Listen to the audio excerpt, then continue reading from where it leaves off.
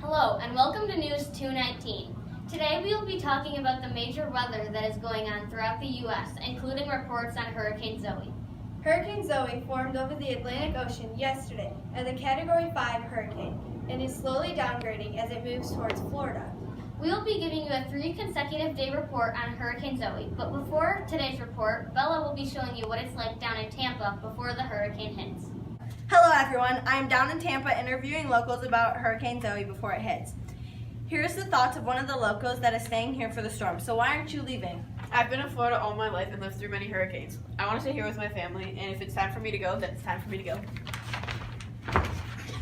Okay, and thank you for your input. We are now looking at local food stores and there's pretty much no food on the shelves. Here's one of the local food store employees. There has been people in here buying food from about 2 o'clock in the morning. We have nothing in the back. What is here, and as you can see, the shelves are empty. Thank you for your time. Back to you, Grace and Madison in the studio. Thank you, Bella. Madison and I will be giving you the weather before Hurricane Zoe hits Tampa Bay, Florida. As of right now, Hurricane Zoe is still over the Atlantic Ocean and is now a Category 4. This low pressure system is continuing on its expected path and is moving towards land. The southern tip of Florida is already feeling strong winds at 70 miles per hour going north and lots of heavy precipitation, still at 100% chance throughout the day and night. The humidity is 75% because of the high amount of precipitation and the warm temperatures of a high of 82 degrees Fahrenheit and a low of 75 degrees Fahrenheit. It is mostly cloudy and Florida is feeling lots of negative weather effects, but there is a high pressure system up in Michigan, giving them nice, fair weather. New York just had a cold front pass through, so their weather is a bit colder, unlike Washington, because they just had a warm front pass through. Back to the hurricane, Grace will give you the effects we already see from Zoe. People are out buying their supplies to prepare for Hurricane Zoe. Stores are running out of water and food within seconds, leaving hardly any supplies left for other people, so it's affecting the people of the community.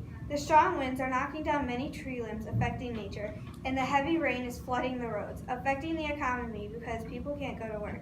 Tuning out till tomorrow when the hurricane hits Tampa Bay.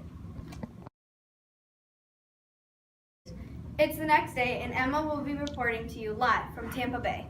Hurricane Zoe is now a Category 3 as it is hitting Tampa and moving northwest.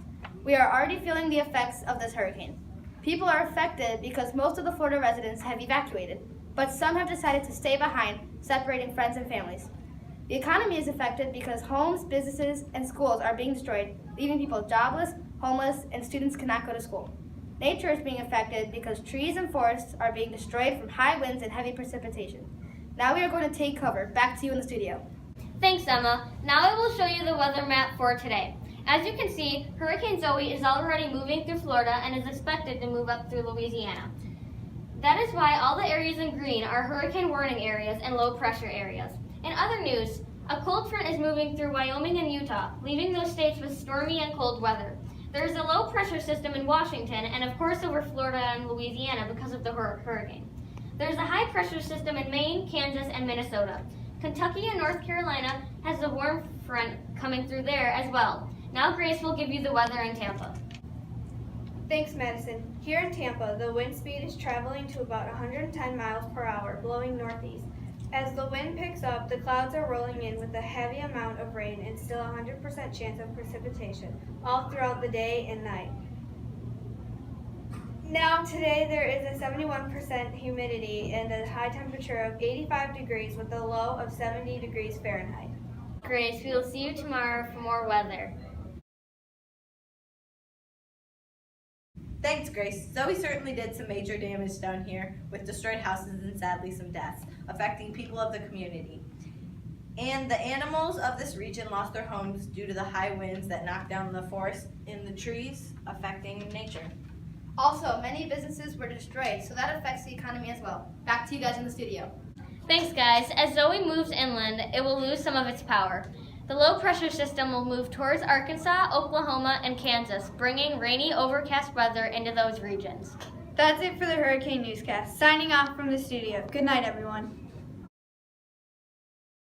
Thanks, guys. As Zoe moves inland, it will... Oh! Hurricane Zoe is not a...